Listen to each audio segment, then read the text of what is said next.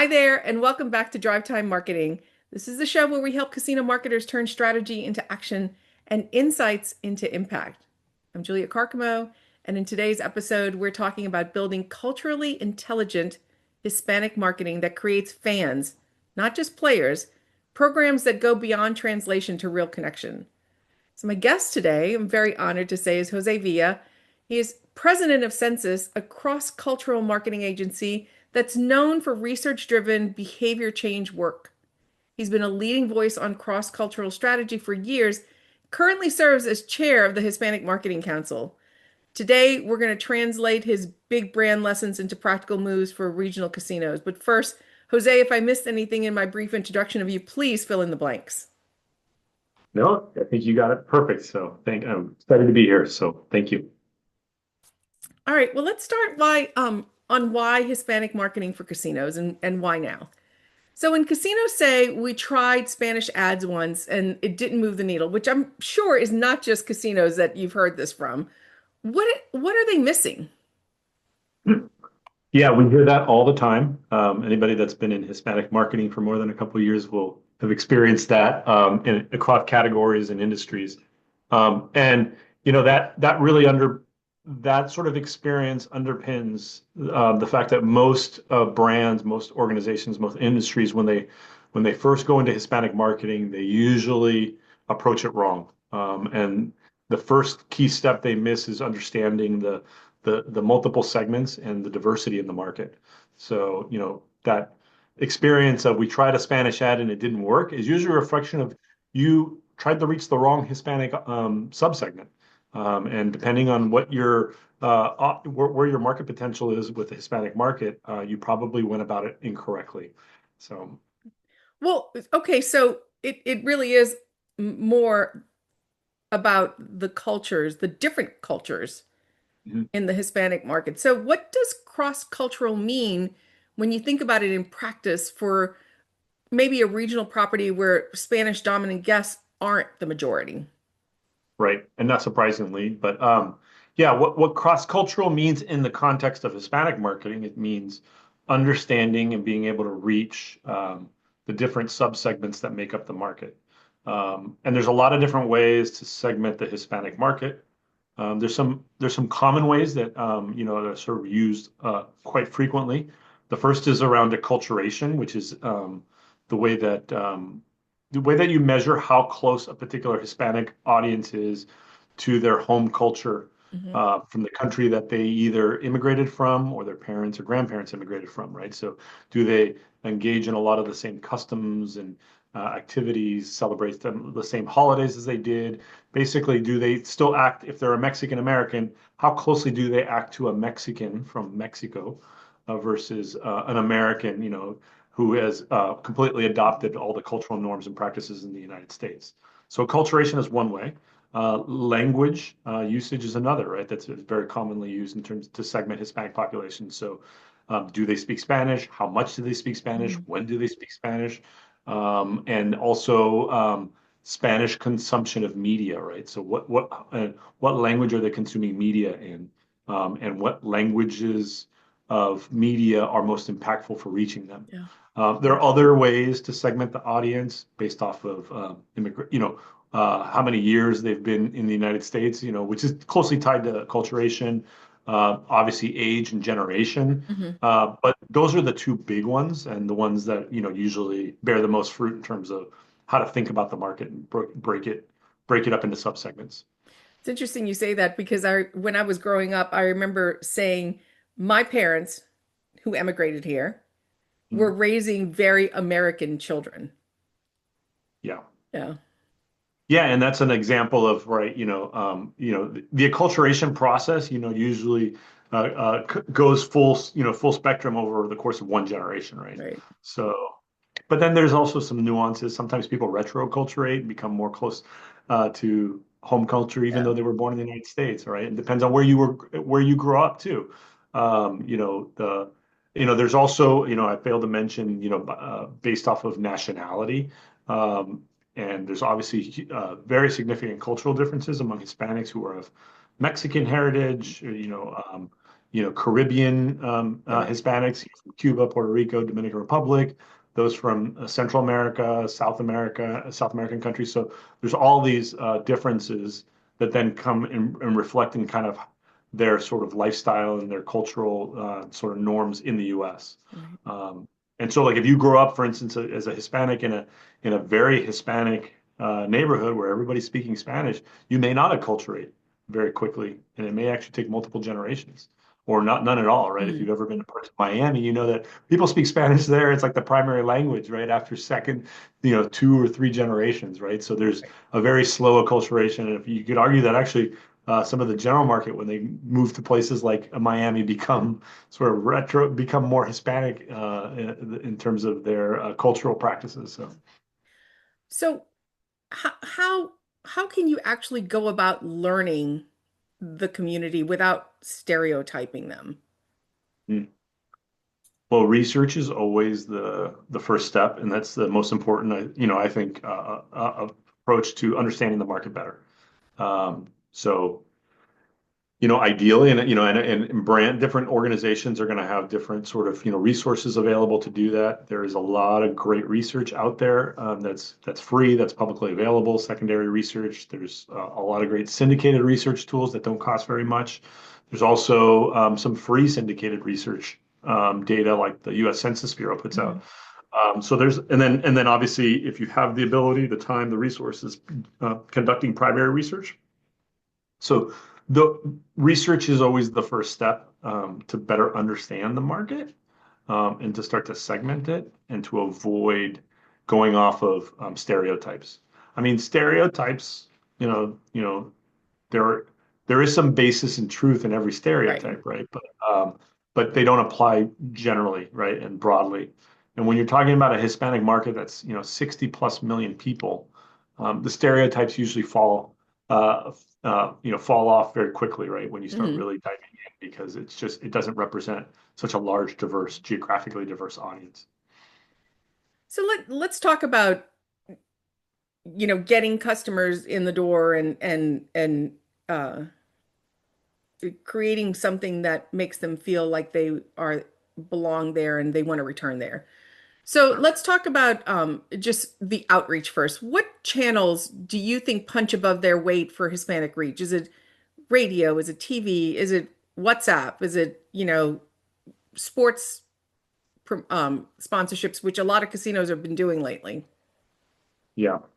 Well, there's a couple. I would say, I mean, almost every media channel um, represents a significant opportunity to reach Hispanics, and they sort of over-index. It's really in the nuance of like looking within each of these different channels, and some of them there's just really unique Hispanic media consumption behaviors Mhm. that you can leverage. So, like, I would say the key ones are video, audio, social, and sort of in real life event sort of outreach, and Yeah. I know that's not technically paid media, but that's kind of like a really important earned way to reach Hmm. Hispanics. So for instance, with video, um, you know, Hispanics still watch more TV, terrestrial TV than the general market does. So Spanish TV is still very relevant, and you've got major Spanish language TV channels in almost every market, but they over-index significantly around like certain streaming platforms. Like for instance, like um, certain segments of the Hispanic market are heavy users of Amazon Prime streaming Okay. services. And that represents a huge opportunity to reach them cost effectively, very targeted through Hmm. CTV, connected TV. When it comes to audio, Hispanics are all over the place in terms of both streaming and terrestrial. I think terrestrial is a really interesting one when it comes to audio because Hispanics still listen to a lot of radio, Yeah. terrestrial radio, and especially some of those Spanish specific formats. Very popular. I mean, the listenership on some of these is like through the roof compared to just regular Hmm. terrestrial radio. So whether, it's a Mexican regional format or just general Spanish formats, tropical, depending on where you are Yeah. in the country, they huge opportunity to reach them cost effectively. Social's big for Hispanics, and some of the platforms that tend to skew older for the general market are still very popular with all Hispanics. Like Facebook, for instance, is a good example. And then, as I mentioned, events.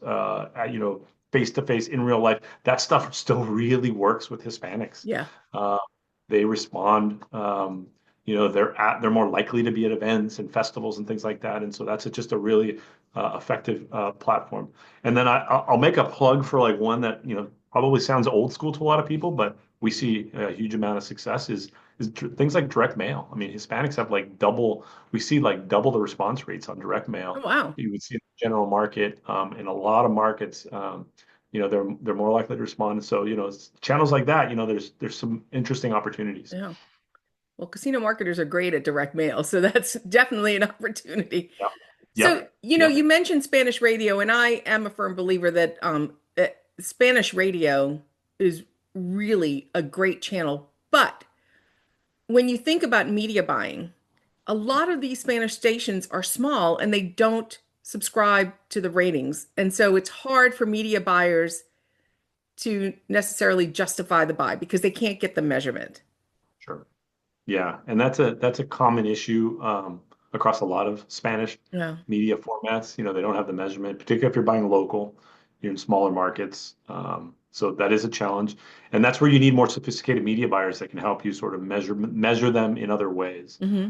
That's what we see but it's a big opportunity, and it really if you can put in place even some simple measurement and tracking tools, like you can actually you can actually measure and justify your Hispanic radio investment. It takes a little extra legwork, Yeah. but we've seen that the ROI is worth it essentially. So to rephrase that, I want to say that if we're going to use those, less than optimally measured media channels, that it's Yes. a really good idea for us to have some kind of tracking tool attached Yeah. to it so that we can then justify future placements. Yeah. Put another way, like you're not going to get the measurement up front before you do the buy. You're Okay. going to need to have in place a system to measure it post buy, right? And then, so you're going to have to take a little bit of a leap of faith, like when Yeah. you first start, but you need to make sure that leap of faith has tracking and measurement attached to it on the backside so that you can then evaluate and figure out if it makes sense to Oh. continue or to optimize. So now let's talk about now we've attracted them and they've come in the doors. I was speaking to a friend of mine who used to work at a Southern California property. So he had a significant Hispanic market there, and we were talking about the signal, the on-property signals that can signal belonging, right? Some, adaptation to the music program, bilingual hosts and frontline staff, maybe some culturally relevant food and beverage and entertainment. How do those play? I mean, do they feel authentic, or how do we approach them so that they do feel authentic? Yeah, that's really important. And that's honestly where a lot of organizations really kind of miss the mark. So they'll do advertising, but then they won't cater the experience, Hmm. the customer experience to the audience, right? Um, you know, those are all great examples. I think Yeah. any casino that does that kind of adaptation or customization of the experience to the Hispanic consumer is going to be leaps and bounds ahead of others, Yeah. right?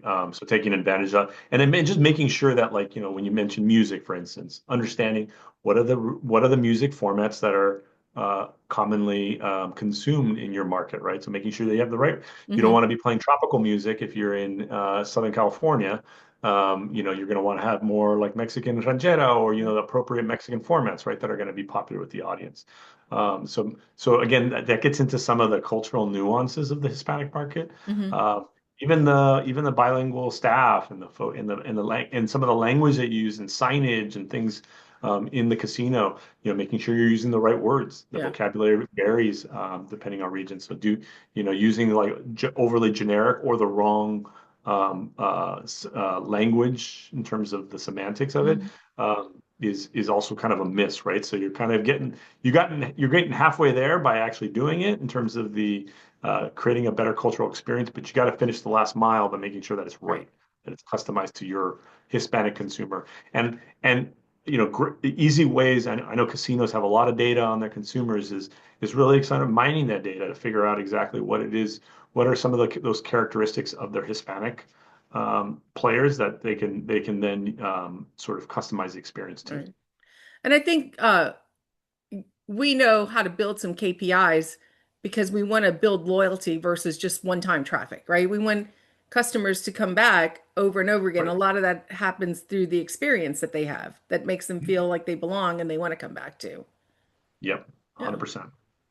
So, Hispanic Heritage Month, as we're recording this, is about to start, and probably once we air it, we will be right in the middle of it. And so there are a lot of businesses that think about Hispanic Heritage Month and go out there with some sort of messages. But how do we move beyond just this month to creating a year-round plan? Right. Yeah. I mean, doing something in Hispanic Heritage Month is usually not super effective in our experience. And doing the 1 month thing really is it's kind of it's a bit of tokenism. It's a bit of what we call Latino coding Mm. at Hispanic Marketing Council, which is kind of the sort of stereotyped, sort of one-off, just doing the sort of token effort, Right. once a year. You're not going to get any ROI on it. Plus, there's so much noise out there in the marketplace during Hispanic Heritage Month. Every other brand is doing something, Right. so it's actually one of the most challenging environments to sort of like break through. And then most Hispanics don't really care about Hispanic Heritage Month. It's not tied to anything about their lives and how they live their lives. It's a corporate thing. It really means nothing. It's great for like, your corporate affinity groups, and recognizing your Hispanic employees, but it's not really a place where you're going to have a lot of impact in terms of your Hispanic consumers. Right. And then how do you move on beyond that? I mean, you again don't start programs in Hispanic Heritage Month. Don't anchor your programs around Hispanic Heritage Month. Yeah, you can do stuff during Hispanic Heritage Month, but you need to be looking at the Hispanic market and your marketing efforts to them as kind of a year round. If you're not taking a sort of like year round, always on approach, you're going to fail. That's a good point. I think there are other cultural groups that some markets probably cater to year round, because we Yeah, know they're as casinos, right? We know they're good gamblers, and so we cater to them year round, where Hispanics are sometimes left to the 1 month. It's like Veterans Day, right? A lot of hmm, casinos do something for veterans once or twice a year. It's not a yeah, year-round programming. yeah. Yeah, and like Hispanics, I mean, it's an interesting segment for gambling. Like, there's some really interesting data out there on how, Hispanics, like the different acculturation levels, how much they gamble. I mean, generally, still a pretty untapped market in terms of, if you look at the percentages of Hispanics who are regular gamblers. There's still a lot of market there, and it seems as they acculturate, especially become more bicultural, they tend to become more higher sort of affinity gamblers, right? They turn into a better gambler customer as Yeah. they acculturate. My guess is going to be that as sports betting and online sports betting becomes more and more broad-based and widely accepted, that's going to be a big entry point for a lot of people. Yes. Yeah, especially for younger Hispanics, Yeah. right? And that's one another characteristic about the Hispanic market. It is significantly younger than the general market, right? It skews younger across all the different acculturation sort of segments. It tends to be younger.